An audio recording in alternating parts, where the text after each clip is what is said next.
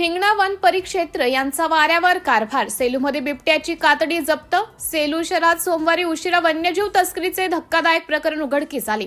बिबट्याची कातडी विक्रीचा प्रयत्न करणाऱ्या 2 पुरुष आणि एका महिलेला वर्धा वन विभागाच्या पथकाने ताब्यात घेत तिघांच्या जवळून बिबट्याची कातडी जप्त करण्यात आली.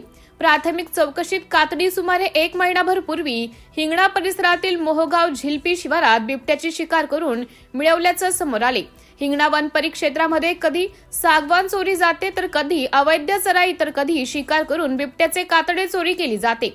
याकडे वन परिक्षेत्र अधिकारी यांचं लक्ष नेमके कशात आहे असा प्रश्न जनतेला पडला आहे.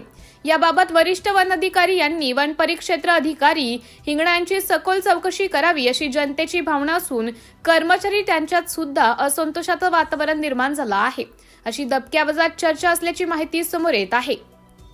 सिटी इंडिया न्यूजसाठी रिपोर्टर लक्ष्मणराव घवघवे.